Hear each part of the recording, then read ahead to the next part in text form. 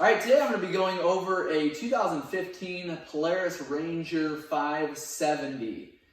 We're going to be going over a couple things I do and don't like on this Polaris Ranger. I'm also going to show you a couple different problem areas. I'm going to show you how to work this Ranger, and then I'm going to do a service video on it as well. If you guys have questions or comments, make sure and leave those below. If these videos have been helpful, make sure you hit that subscribe button, give us a thumbs up, and hit that notification bell so that you guys are made aware when more videos come out. We've got countless videos on the Polaris Ranger. We see a lot of the Polaris Rangers in the shop here, and I posted a lot of videos on these machines, so make sure you check those out.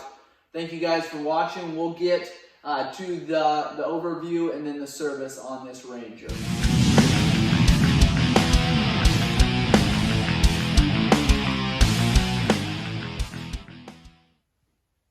All right, starting with your Polaris Ranger here on the left-hand side, you're going to find your steering wheel and your gear shifter. On your gear shifter, you've got high up top, low, neutral, reverse, and park. You want to make sure when you go to start your Polaris Ranger that you've got your brake pushed in, and then you can start your Ranger. It does not have to be a neutral or park to start it. You do have to have your foot on the brake. So if your brake sensor is not working, and I've showed you that in a separate video, make sure you check that out, then your Polaris Ranger is not going to start. Before starting our Polaris Ranger, I want to show you something here. You can turn this ignition switch on one click, and your dash will come on. You've got several different modes here that you can click. You've got several different trips. You've got temperature, you've got RPM, you've got time of day, you've got your fuel indicator there. That's how much fuel is in your tank. Obviously your speed is right around here. You've got a gear indicator, which we're in neutral now. You've got lights, blinkers if your four-wheeler is equipped with them. You've got your seat buckle, check engine, and you've also got your temperature light there, just a temperature warning. You've got drink holders on either side there. There's one on the left and one on the right. Also on your dash, you've got your lights. So we've got low beam and high beam there. Off is all the way down. And then we've got your all-wheel drive, rear-wheel drive, and just your single rear. You're typically going to be running your UTV in either the rear-wheel drive or the single-wheel drive there. And I'm going to go over that towards the end of the video. I've got where your manual talks about these three positions there and which one we should be running in. This winch was installed. I've done a separate video on installing that, but you've got your winch in and winch out. You got to have your key on to push that in. You can also add a couple more accessories here. These plugs you can typically get online, and I can put a link below for those. You've got a storage compartment here and on the bottom, on that side and on that side. And then I think I've gone over your cup holders. Underneath of your driver's seat here, I'm going to pull this up. You've got a storage box. Underneath of your storage box, you've got your fuel tank. So if you need to replace your fuel pump, which I've done several videos on, there is your fuel pump. You'll also remove your center tray here, or at least push that aside. Take those bolts off, push that aside. You can get to your fuel pump without actually having to remove your fuel tank. So installing those, just make sure you've got that in the proper position so that your seat is going to latch back there. Unfortunately, you do have to kind of move these seat buckles every time you open and shut those. That's kind of a pain to do, but make sure that's latched down there in that center grommet there. Your foot pedals, you've just got your brake on the left, gas on the right. You've got a tilt steering wheel, and that's here, and you can adjust that accordingly. You've got your fuel tank that's going to be on your left-hand side. I showed you that underneath the seat, but where you fill it up is right there. So make sure you put the right kind of fuel in there. To open your box, there's a lever that's going to be on either side of your box, and you can actually just have to pull on one side, pull up, and then that box will just kind of float up on its own. If it doesn't, you might have to give it a little push. Air box is right here. You've got your clutch cover underneath of there. I've showed you several videos on replacing the belt, replacing clutches, and rebuilding those. Make sure you check those out. Beside your clutch is your engine. There's your engine there.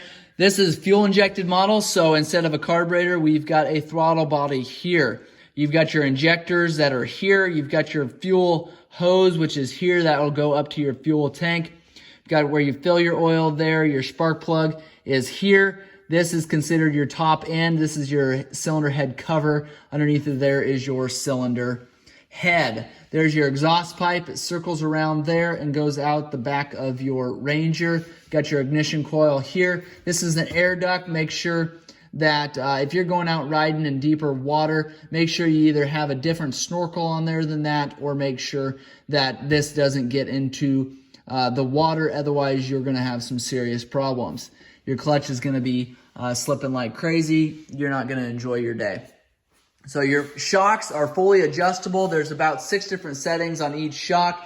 You can adjust those depending on the weight that you want to put in the back or how comfortable you want your ride to be. So adjust those if you need, but try to adjust those the same amount. So if you do 2 clicks up on the rear, make sure you do both shocks the same. Front, you can do, you know, a different setting completely, but you want to adjust both front shocks the same. Putting your bed down, you just take and you give it a good slam, and that's going to hook that into place. We've got brake lights and tail lights in the back there. Those are LED. They work really well. Back end here, we've got hydraulic brakes all the way around this machine. You've got one on the right, one on the left on this model. You've got your exhaust pipe back here. Got your differential, your rear differential, and your transmission in that housing there, and I've covered that in a separate video. You've got a receiver hitch here. We've got 12-inch rims on this model, and they are a 25/11/12, so slightly bigger than most ATVs, but about the same size as every other UTV. On the right-hand side, we have your gear shift lever that comes into our transmission. That's here. So if you need to adjust that shift lever, loosen up that lock nut there, and you can adjust that forward or back, whatever you're needing there. Behind that shift lever, you've got a gear position sensor. On the left-hand side, underneath of the seat, same thing. To remove that, pull up on there. Make sure your seat belts don't snag. Make sure you don't rip a seat when you're pulling those up. You've got another storage box here. Underneath of this box, you've got all your electrical components. You've got your ECM that is there. You've got your fuse box there. So if your fan isn't kicking on or your UTV is not starting, maybe check that fuse box, make sure there's nothing blown in there. You've got a handful of different sensors and diagnostic plugs there. Underneath of this storage box is where your battery is going to be. So if you've got a dead battery or it's low and you need to charge it up, that is where your battery is going to be. Positive is going to be in the front there, negative in the back. So if you have issues there, that is where your battery is. Putting your seat back down, same thing. You got to move these seat buckles. Otherwise, you're just going to pinch them on top of your seat there. You do want to make sure that that latches properly so it doesn't blow up if you're trailering it down the road. Going to your front end then, we've got an upper and lower A-arm. This would be considered the right side lower, and this is the right side upper. You've got adjustable shocks, like I said.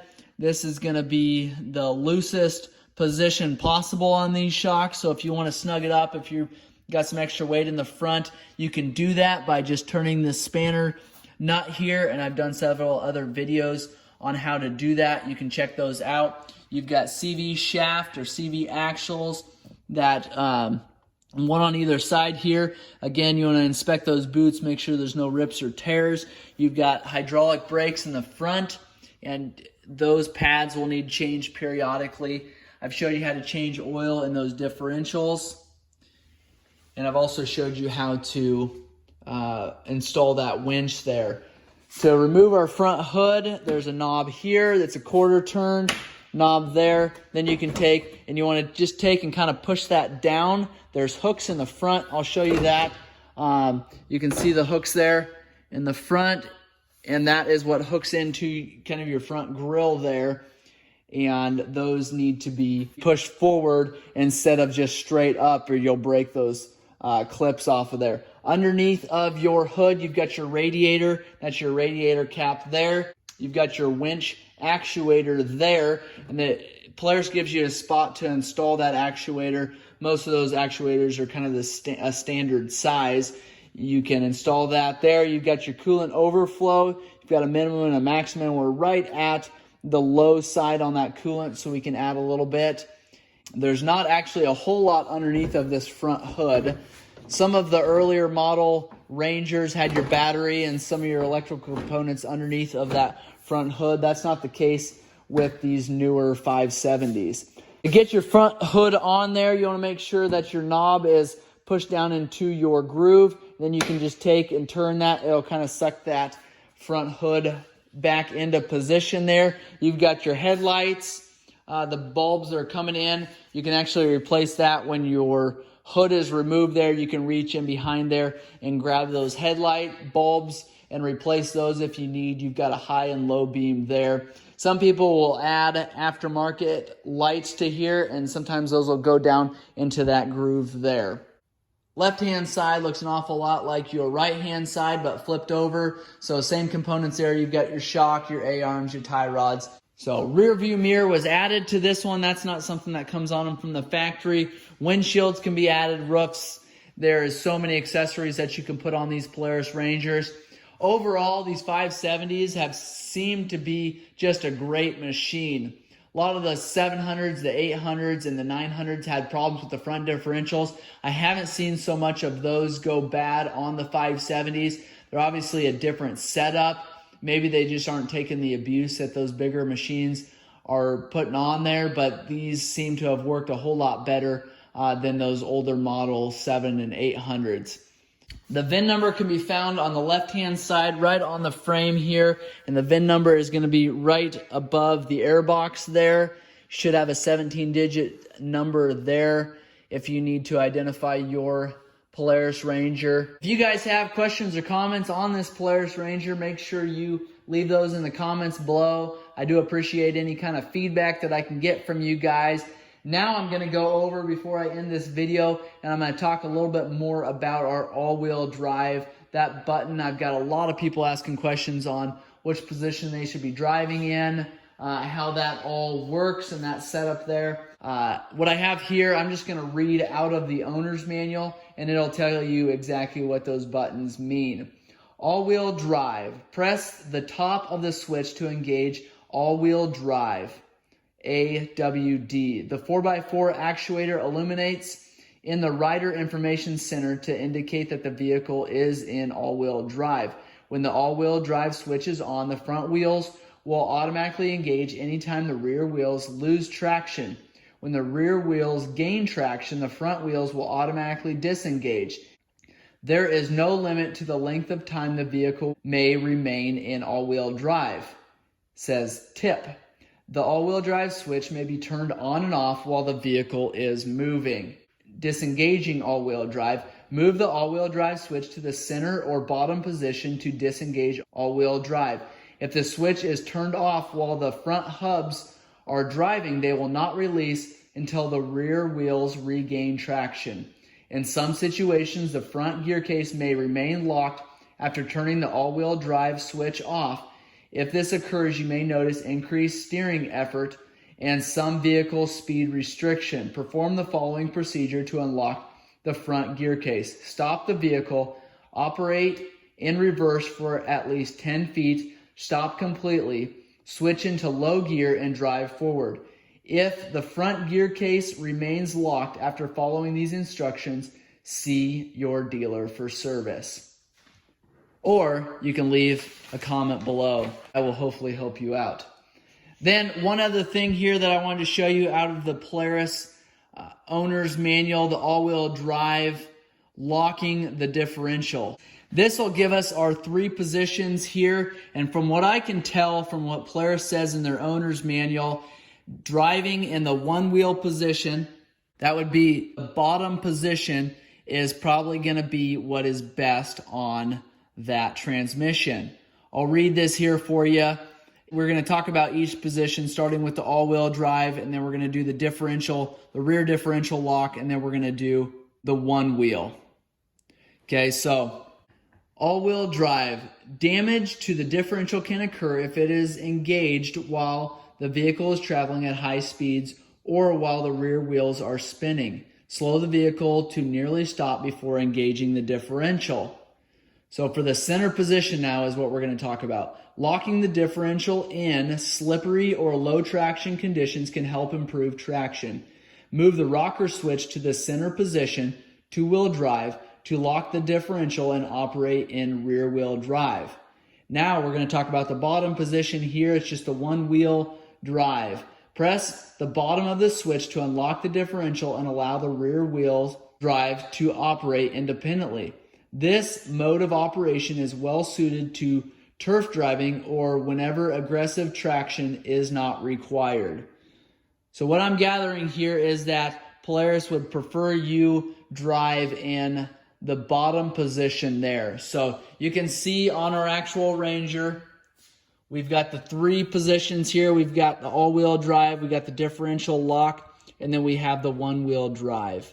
And they are saying that's better for turf mode or for just regular driving. So those are the three positions on the Polaris Ranger 570. A lot of the other makes and models are going to have that exact same switch there. The Polaris Ranger 700, 800, 900, and 1000. Even the Razor is going to have a similar position there. So hopefully that answers any questions you guys had on those three positions. I know I get a lot of them here at the shop. If you guys have questions or comments, make sure you leave those below. We do appreciate hearing from you guys. If this video has been helpful, please hit that thumbs up button, hit that subscribe button, hit the notification bell. That way you guys are made aware when we come out with a new video. We do appreciate you guys watching. Thanks a lot.